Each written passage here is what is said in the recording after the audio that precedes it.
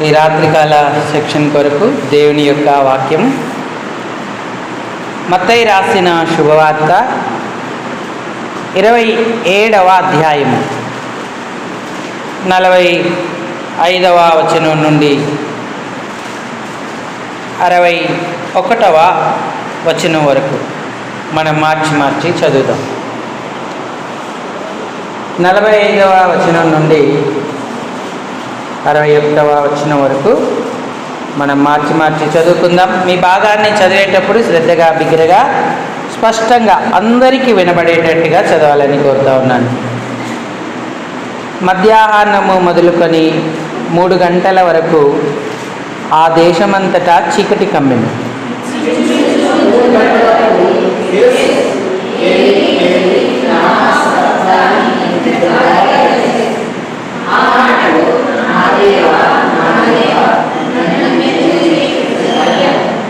అక్కడ నిలిచిన వారిలో కొందరు ఆ మాట విని, ఇతడు ఏలియాను పిలుచుచున్నాడనిది.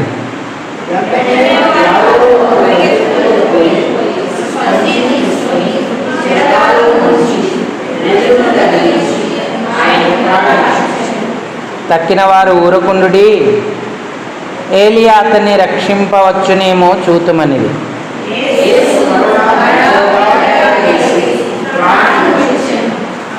అప్పుడు దేవాలయపు తెర పైనుండి క్రింది వరకు 2గా చినిగెను. భూమి వణికెను, బండలు బద్దలాయెను.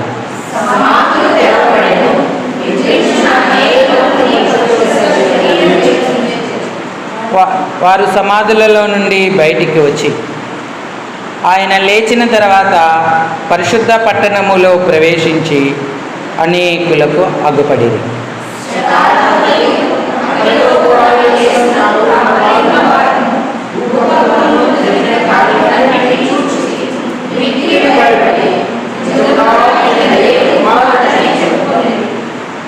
యేసునకు ఉపచారము చేయుచు గలిలయ నుండి ఆయనను వెంబడించిన అనేక మంది స్త్రీలు అక్కడ దూరము నుండి చూచుచుండిరి.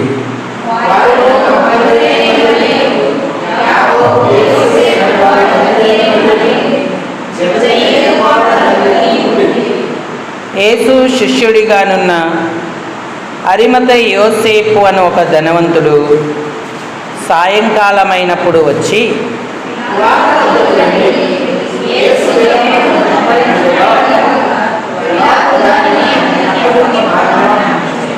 యోసేపు ఆ దేహమును తీసుకొని శుభ్రమైన నారబట్టతో చుట్టి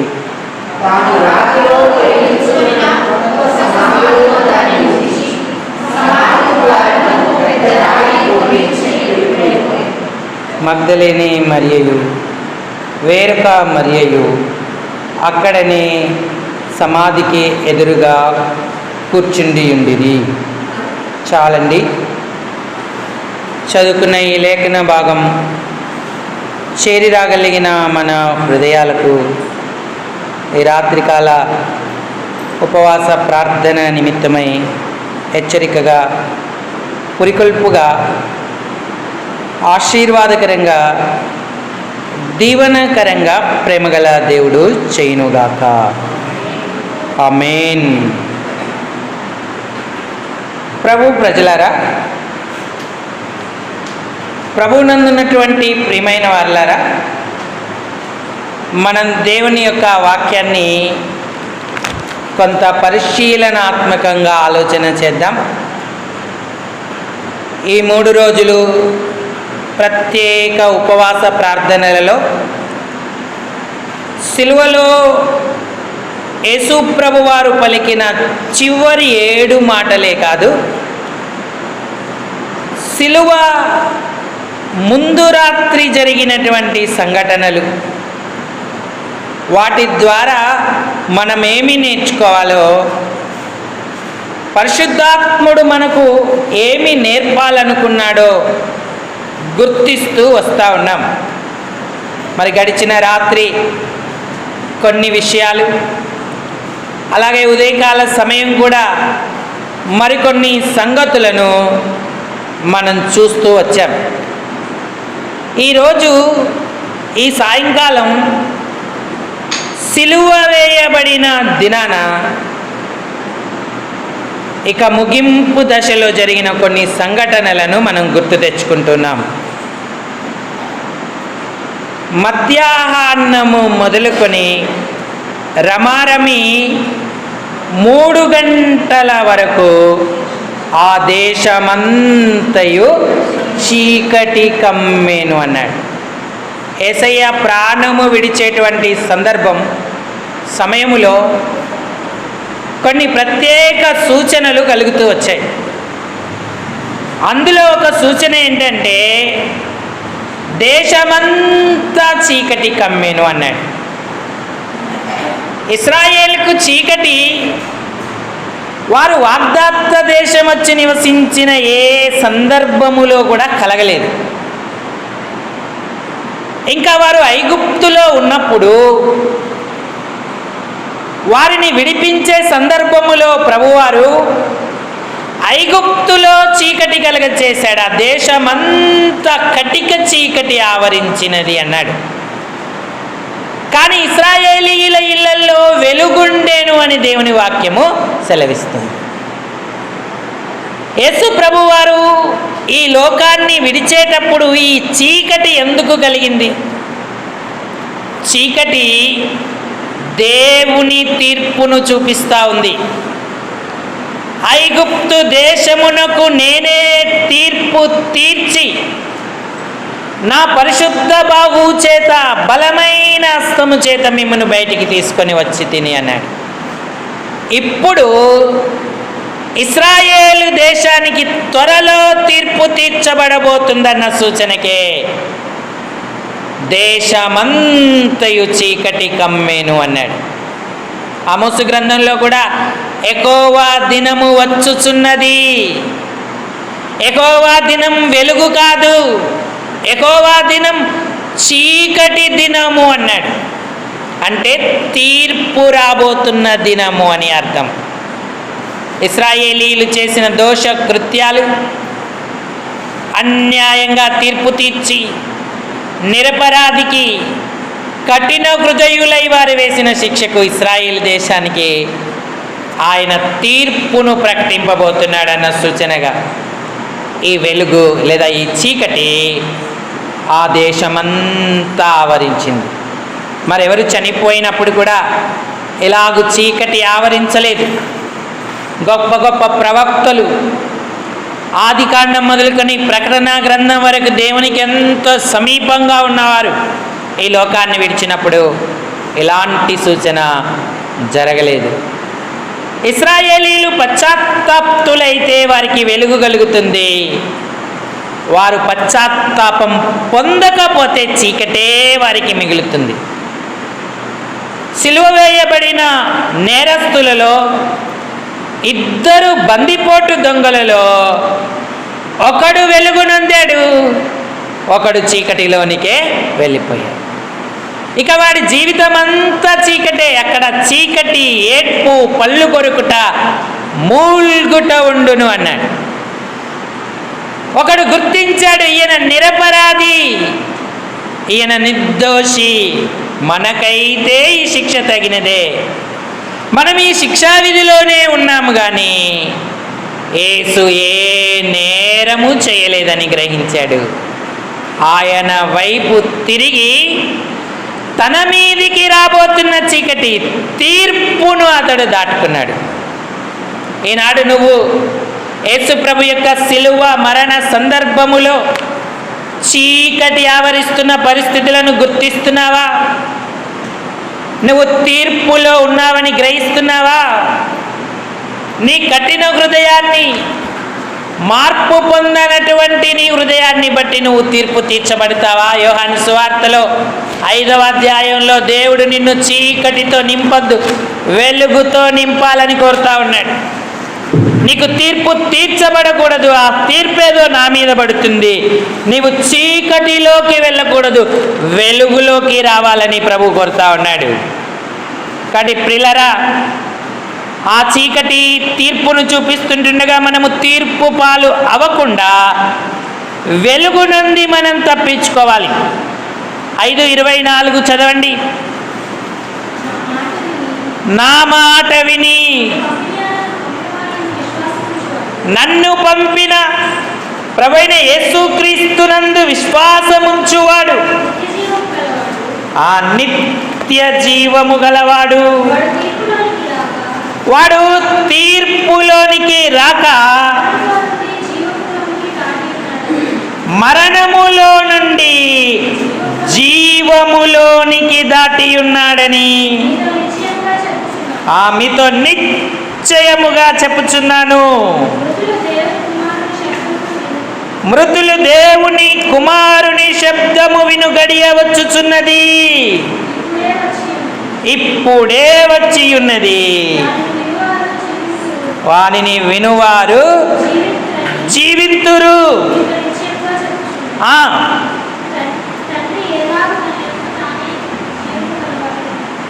తనంతట తాను జీవము గలవాడై ఉన్నాడు. వాడు చీకటిలో నుండి వెలుగులోనికి వస్తాడు, వెలుగును వాడు చూస్తాడు అని చెప్తా ఉన్నాడు. కాబట్టి దేవుని తీర్పు నీ మీద పడకూడదని దేశమంతా చీకటి కమ్మింది, ఆ చీకటిలో వెలుగు ప్రకాశిస్తూ ఉంది.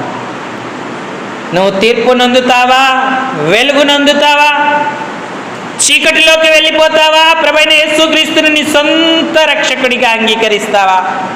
ప్రియులారా, మనందరం పాపములో పుట్టి పాపము ఇష్టమైన క్రియల చేత జీవిస్తూ పాపము వలన అశాంతిని, వేదనను, బాధను భరిస్తూ, అంతేకాదు దాని కొరకై ఏర్పాటు చేయబడిన జీవితమైన మరణానికి, నరకానికి వెళ్తా ఉన్నాం.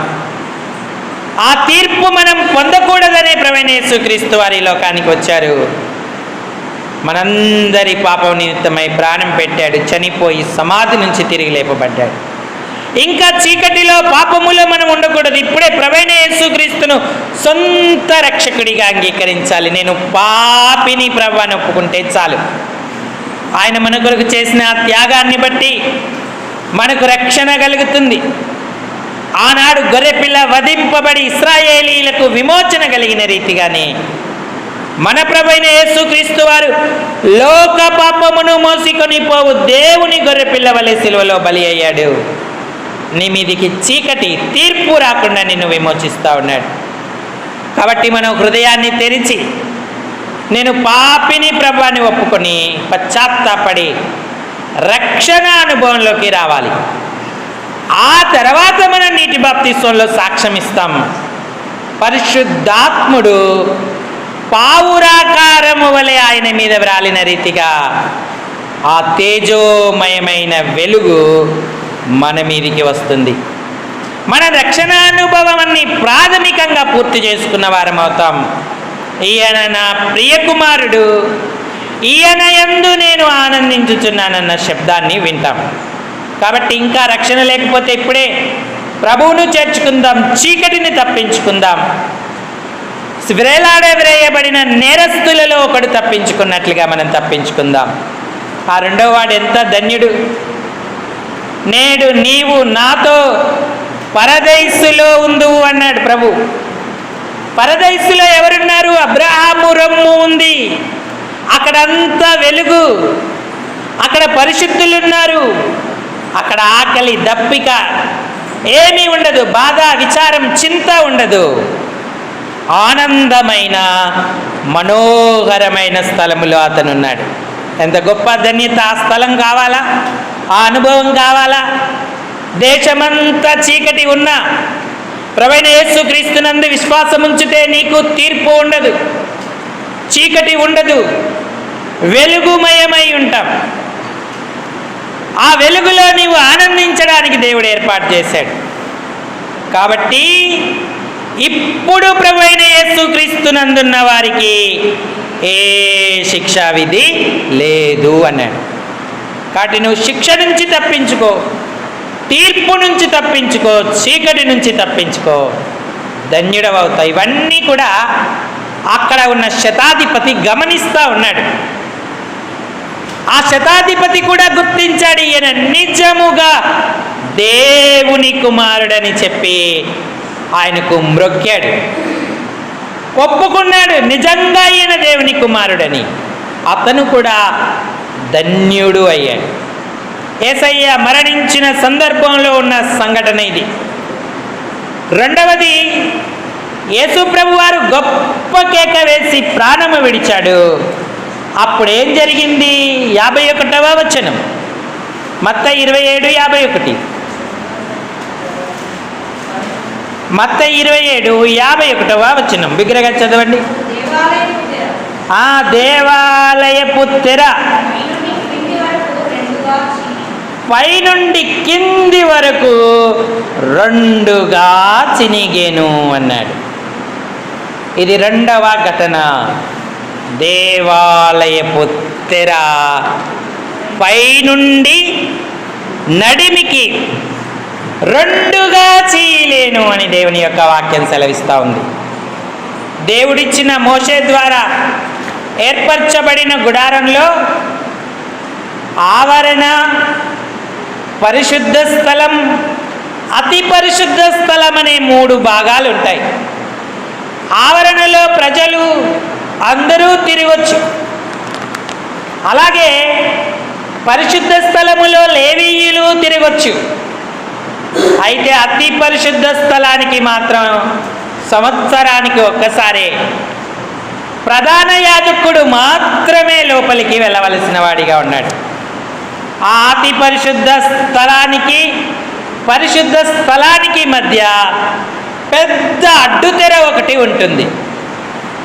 ఆ అడ్డుతెర అంత సామాన్యంగా చినిగేటువంటిది కాదు. ఒక దైవజనుడు ఏమన్నాడంటే, అడ్డుతెర చినగాలంటే 2 ఏనుగుల బలము కావాలి అన్నాడు. ఎంత బలం కావాలంట అమ్మా జ్యోతమ్మ? ఎంత బలం కావాలి? ఎంత బలం కావాలంట? మరి అంత బలమైనటువంటి తెర సులువుగా చినిగిపోయింది. దీన్ని బట్టి ప్రభువారు మనకి ఏం నేర్పుతున్నారంటే, మధ్య గోడ పరిశుద్ధ స్థలానికి అతి పరిశుద్ధ స్థలానికి ఉన్న తెరను ఆయన చింపడము ద్వారా అడ్డము ఎత్తివేశాడు, ఏకము చేశాడు. పరలోకాన్ని భూలోకాన్ని, పాపిని ప్రభువును ఆయన ఏకం చేశాడు. ఇందాక చదువుకున్నాం, పాపపు గోడలు కూలేను అన్న పాట పాడుకున్నాం. పాతాళమందు కూలిపోయాయి. ఎఫెసీ పత్రికలో కూడా యూదులకు అన్యులకు ఉన్న మధ్య గోడ పగలగొట్టబడింది అన్నాడు. దేవునికి మనకు మధ్యనున్న అడ్డు గోడ తీసివేయబడింది. ఎఫెసీయులకు రాసినటువంటి పత్రిక 2వ అధ్యాయము 12 నుంచి సహాయం చేయండి. ఆ కాలమందు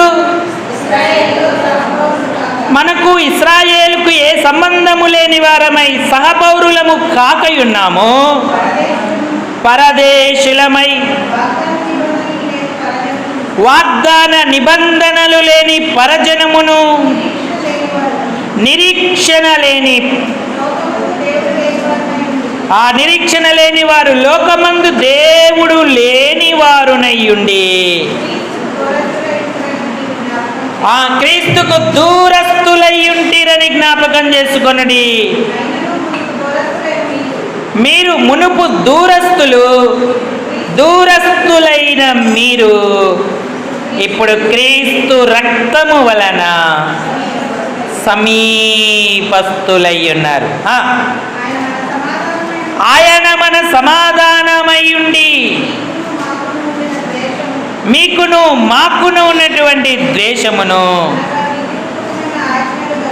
విధిరూపకమైన ఆజ్ఞలు గల ధర్మశాస్త్రమును తన శరీరమందు కొట్టివేయుట చేత మధ్య గోడను పడగొట్టి మన ఉభయులను ఏకము చేసెను అన్నాడు. యూదులు అన్యజనులని లేదు. అలాగే పాపితో ప్రభువుకు సంధి కుదిరింది. దేవాలయపు తెర నడిమికి చినగడం వలన అడ్డమంతా కూడా ఎత్తివేయబడింది. ఎంత ఆశీర్వాదం మనకు. ఆయన మరణం, తీర్పు నుండి తప్పించుకున్నాం మొదట. రెండవది, ఇప్పుడు యాజకుని దగ్గరికి వెళ్ళి, లేవీయుని దగ్గరికి వెళ్ళి ఒక గొర్రె పిల్లనిచ్చి అర్పించమని చెప్పనక్కరలేకుండానే మన కొరకు బలి అయిన ప్రభువైన యేసుక్రీస్తుని బట్టి ధైర్యముగా ఆయన కృపాసనం వద్దకు చేరి మనమే అడ్డమేమీ లేకుండా మన విషయమై విజ్ఞాపన చేసుకోవడానికి ఎంత ధన్యతను దేవుడిచ్చాడు. యేసు మరణము వలన మనకు కలిగినటువంటి ఆధిక్యత, ఆశీర్వాదం ఇది.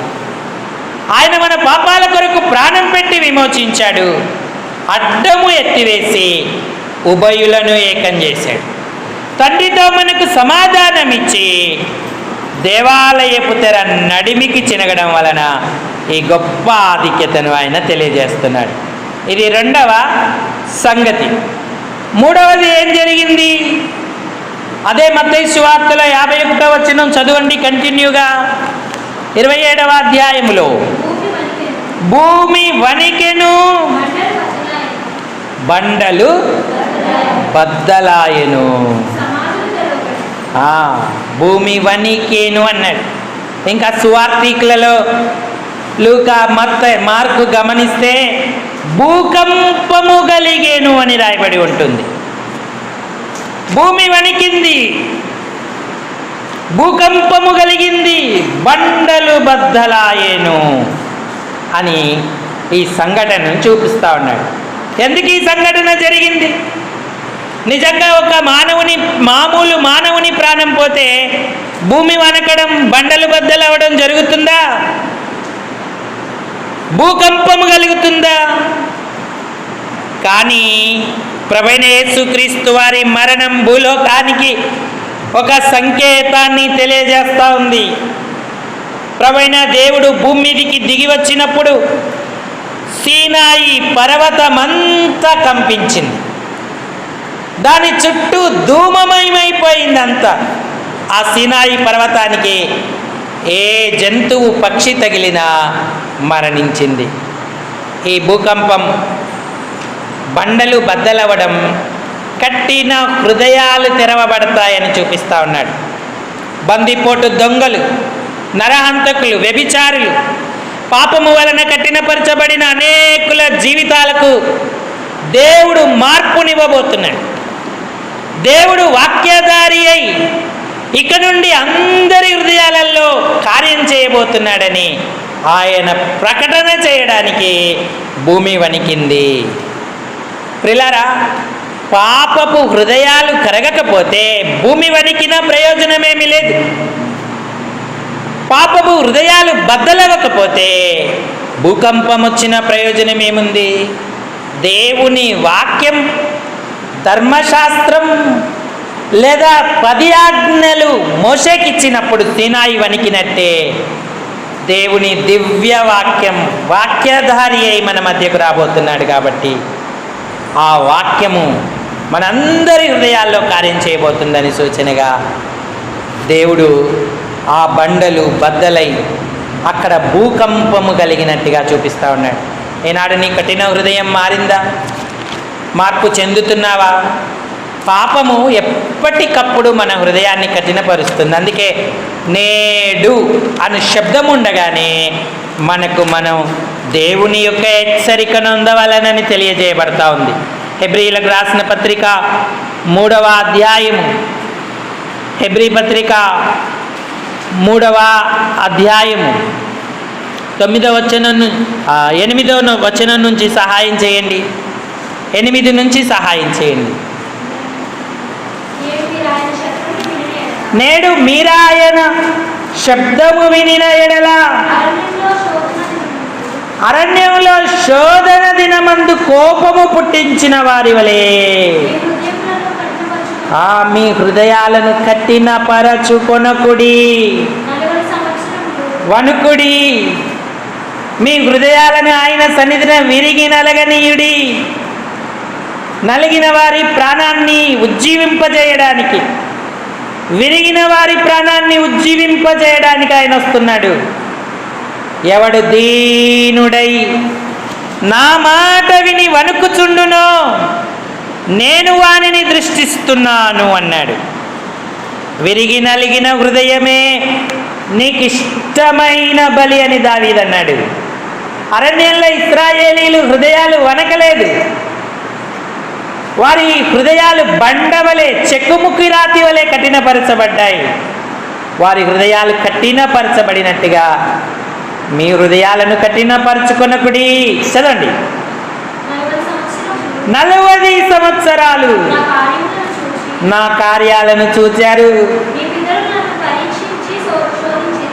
మీ పితరులు నన్ను పరీక్షించి శోధించారు. కావున నేను ఆ తరము వారి వలన విసిగి వీరెల్లప్పుడు తమ హృదయ ఆలోచనలో తప్పిపోవారు, నా మార్గాలు తెలుసుకోరు.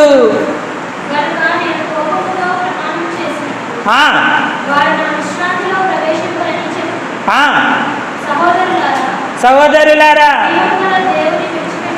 జీవము గల దేవునిని విడిచిపోవునట్టి దుష్ట హృదయం, కఠిన హృదయం మీలో ఉండునేమోనని జాగ్రత్తగా చూచుకొనుడి అన్నాడు.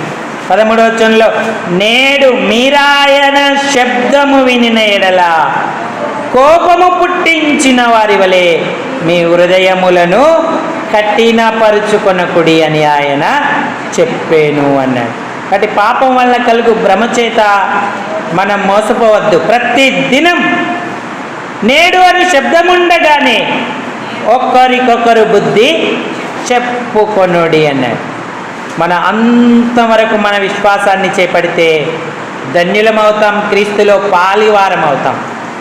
శిలువ మరణం మన హృదయాలను కఠినపరుచుకోవద్దు అని తెలియజేస్తా ఉంది. అక్కడ బండలు బద్దలయ్యాయి, భూకంపం కలిగింది. యేసు ప్రభు వారి మరణ సమయమున భూమి వణికెను అన్నట్టుగా ఎప్పటికప్పుడు ప్రభువుకు మనం భయపడుతూనే ఉండాలి.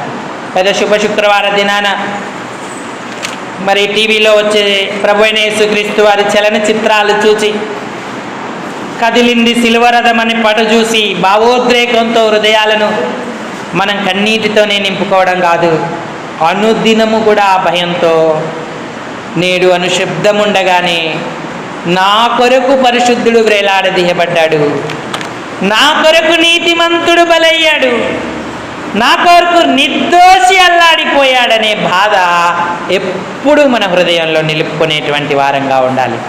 ఇది 3వ విషయం. మొదటిది చీకటి కమ్మింది, రెండవది దేవుని వాక్య ప్రకారంగా మనం గుర్తించినట్లు దేవాలయపు తెర పైనుండి చినిగేను అన్నాడు. మూడవదిగా మన హృదయాలు కఠినపరుచుకోకూడదు. ఇక 4వదిగా మత్తయి సువార్త 27వ అధ్యాయంలోనే 51వ వచనం పూర్తిగా చదవండి. సమాధులు తెరవబడెను, నిద్రించిన అనేక పరిశుద్ధులు ఆ శరీరములు లేచెను అన్నాడు. ఇది పునరుద్ధానం కాదు, ఒక సూచన. దేనికి సూచన? రానున్న దినాలలో మనందరం కూడా తిరిగి లేతుము అనడానికి సూచన. పరిశుద్ధుల శరీరములు లేచెను. లేచాయి కానీ ఎవరికి కనబడలే. ప్రభువైన యేసుక్రీస్తు వారు జ్యేష్ఠుడిగా ఆయన పునరుద్ధానుడైన తర్వాతనే అనేకులకు వారు కనబడ్డారు. వచనం పూర్తిగా చదవండి.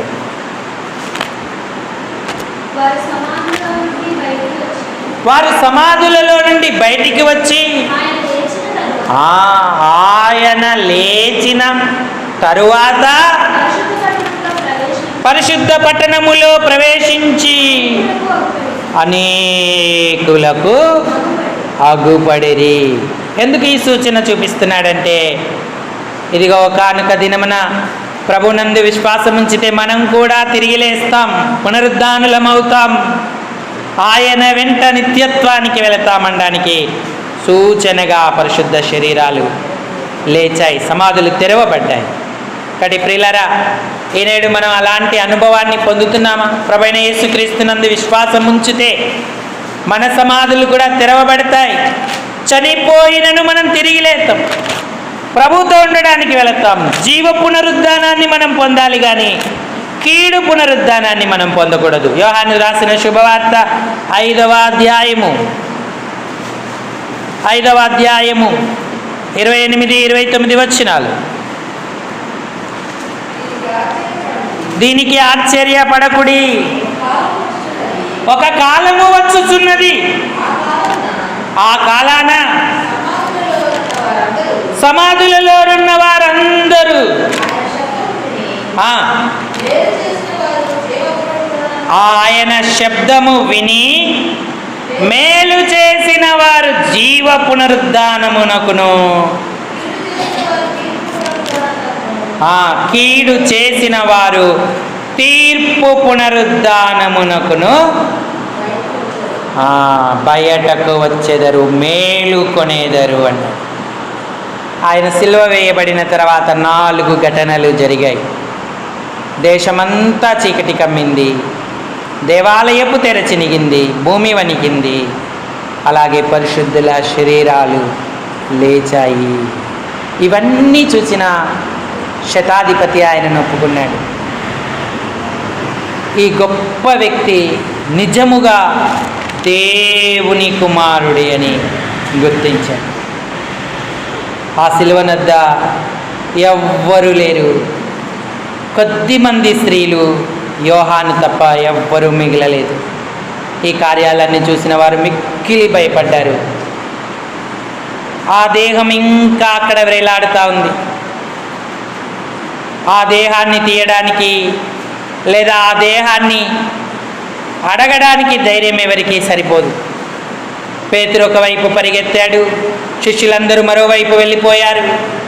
యోహాను బలహీనుడు, మరియమ్మ నిస్సహాయురాలైన ఒక విధవరాలు అధికారుల దగ్గరికి వెళ్ళి నా కుమారుని దేహం నాకు ఇమ్మని అడగలేని అసహ్యత. ఇప్పుడు ఆ సిలువ మీద వేలాడుతున్న ఆయన భౌతిక కాయం. ఎందుకంటే మరుసటి దినము విశ్రాంతి దినం, మహావిశ్రాంతి దినము గనక సిలువ మీద ఇలాగు శవాలు వేలాడకూడదు. అప్పటికే బ్రతికి ఉన్నటువంటి 2 దొంగల కాళ్ళు విరగొట్టారు. యేసు కాళ్ళు విరగొట్టకలేదు, ఎందుకంటే ఆయన చనిపోయాడు కాబట్టి. ప్రవచనం ఉంది, ఆయన ఎముకలలో ఒక్కటైనను విరవబడదు అన్నట్టుగా. దాసుడు వచ్చి ఆయన అప్పటికే చనిపోయాడన్నట్టు చూచి అతని పక్కలో బల్లెపోటు పొడిచి తెలుసుకున్నాడు. అతని మరణాన్ని నిర్ధారణ చేసుకున్నాడు. రక్తము, నీళ్లు ఆయన మీద పడ్డాయి. ఆయన శరీరంలో ఇక ఏమీ లేకుండా అయిపోయింది. అప్పుడు వెంటనే శతాధిపతికి చెప్తే ఆ శతాధిపతి ఆయన దేవుని కుమారుడని పలుకుతూ వచ్చాడు. ఇప్పుడు ముఖ్యమైన సంగతి ఏంటంటే యేసు యొక్క దేహం అక్కడ వేలాడకూడదు. ఆ సాయంకాలమే అది సమాధిలోకి వెళ్ళిపోవాలి. అప్పుడు అరిమతయి యోసేపు అనేటువంటి యేసు శిష్యుడు బయటికి వచ్చాడు. రాత్రికాలం ఆయనతో మాట్లాడినటువంటి నికోదేము కూడా బయటికి వచ్చాడు. వీరిద్దరూ సన్హెడ్రిన్ సభలో ముఖ్యమైనటువంటి వారు, ఘనత వహించిన వారు, రహస్యంగా యేసుకు శిష్యరికం చేస్తున్నటువంటి వారు, యేసును ప్రేమించిన వారు. బహిరంగంగా అంగీకరిస్తే సమాజం వెలివేస్తుందని వారు యేసును అనుసరిస్తూ ఆయన బోధనల యందు విశ్వాసం ఉంచినటువంటి వారు. ఈ అరిమతయి యోసేపు ఇప్పుడు ఏం చేశాడంటే తెగించి పిలాతు దగ్గరికి వెళ్ళాడు. వెళ్ళి యేసు దేహము నాకిమ్మని ఆయనను అడుగుతూ వచ్చాడు. మార్కు రాసినటువంటి శుభవార్త 43వ వచనం చదవండి. 15వ అధ్యాయం 43వ వచనం. సాయంకాలం అయినప్పుడు అరిమతయి యోసేపు తెగించి అన్నాడు. చూసారా, కొన్ని సందర్భాలు మౌనంగా ఉంటే అవదు. కొన్ని విషయాలలో దైవికమైన ఏర్పాట్లు నెరవేరాలంటే మనం కూడా ముందుకు రావాలి, తెగించేటువంటి వారంగా ఉండాలి. పిలాతు వద్దకు వెళ్ళి యేసు దేహము నాకిమ్మని అడిగి ఆ యేసు దేహాన్ని తీసుకొచ్చాడు. మంచి శుభ్రమైన ఒక నారబట్టతో ఆ దేహమంతా కూడా చుట్టి తన కొరకు తొలిపించుకున్నటువంటి ఒక క్రొత్త సమాధిలో యేసయ్యను ఉంచాడు. నికోదేము మరి అగరును విలువైనటువంటి అత్తరులు అంతా తీసుకొచ్చేసి ఒక సేరున్నర ఎత్తు వరకు ఆయన దేహానికి పూచారు. యోహాను రాసిన శుభవార్త, యూదుల మర్యాద చొప్పున ఈ పని వారు చేస్తూ వచ్చారు. 19 అధ్యాయం 39-40 వచనాలు. మొదట రాత్రి వేళ ఆయన యొద్దకు వచ్చిన బోలముతో కలిపిన అత్తరును రమారమి 150 సేర్ల ఎత్తు తెచ్చెను. యేసు దేహమును ఎత్తుకొని వచ్చి యూదులు పాతిపెట్టు మర్యాద చొప్పున ఆ సుగంధ ద్రవ్యములు దానికి పూసి నారబట్ట చుట్టిరి అన్నాడు. ఆ కొద్ది మంది స్త్రీలు సమాధి చేయడానికి అరిమతయి యోసేపు అలాగే నికోదేము దిగి వచ్చి ఆ క్రొత్త సమాధిలో యేసయ్యను ఉంచారు. దానికి రాయిని పొర్లించి, ఇదంతా కూడా అప్పటికప్పుడే జరిగిపోయింది. పిలాతు కూడా ఆశ్చర్యపడ్డాడు. యేసు అంతలోనే చనిపోయేనా అని అడిగాడు. శతాధిపతి వలన విషయం తెలుసుకొని అప్పగించాడు. ఆ భౌతిక కాయానికి చేయవలసిన మర్యాదలు మరి ప్రభువారికి కూడా చేయబడ్డాయి. ఆయన సమాధిలోకి వెళ్ళిపోయాడు. సాయంకాలం అయినప్పుడు సిద్ధపరచు దినం, విశ్రాంతి దినం ముగియవచ్చింది. కాబట్టి విశ్రాంతి దినమున ఏ పని చేయకూడదు కాబట్టి అందరూ కూడా ఊరకుండిరి అన్నారు. కాబట్టి ప్రియులారా, ఈ సంఘటనలన్నీ కూడా శుక్రవారం రోజే జరిగిపోయాయి. శుక్రవారం సాయంకాలానికల్లా ప్రభువారు సమాధి చేయబడ్డారు. భౌతిక కేయాన్ని ఆ కొత్త ఎవరు ఉంచినటువంటి సమాధిలో ఉంచారు. ఈ 5 విషయాలను మనం జ్ఞాపకం చేసుకొని ఆయన కొరకు వారు సాక్షులుగా ఉన్నట్టు మనం కూడా సాక్షులుగా ఉందాం. మొదట చీకటి, రెండవది దేవాలయపు తెర చినిగింది, మూడవది భూమి వణికింది, నాలుగవది పరిశుద్ధుల శరీరాలు లేచాయి, ఐదవది అరిమతయి యోసేపు నికోదేములు రహస్యంగా ఉండకుండా వెలుపలికి వచ్చి యేసుకు సాక్షులుగా ఉన్నారు. ఆయన అంతిమ కార్యక్రమాలను వారు నిర్వర్తించి ప్రభు యొక్క కృపను పొందారు. ఈనాడు మన జీవితంలో మనం కూడా ఆయనకు సాక్షులుగా ఉందాం. కొన్ని విషయాల్లో దేవుని కొరకు తెగించి దేవుని నామాన్ని మహిమపరిచేటువంటి వారంగా ఉందాం. ఈ రాత్రి మనం ప్రార్థనలోకి వెళ్ళకముందు తీర్పు నుంచి తప్పించుకున్నామని, ప్రభువుతో ఐక్యపరచబడి అడ్డము ఎత్తివేయబడినదని, మన హృదయాలు ఎప్పటికప్పుడు మెత్తగా ఉంచుకోవాలని, మనకు కూడా పునరుద్ధానం ఉంది అన్న నిరీక్షణతో సాగాలని, ఈ భూలోక యాత్రలో సాక్షులుగా ఉంటూ అవసరమైతే యేసు కొరకు తెగించేటువంటి వారంగా ఉండాలని ఈ సత్యాలను నేర్చుకుంటూ వాటిలలో మా జీవితాలు స్థిరపరచు ప్రభువా. మా సహోదరులు సహోదరులు అందరూ కూడా బలపడినట్లు సహాయపడమని ప్రభువుని అడుగుదాం. ఈ తలంపులను దేవుడు దీవించునుగాక.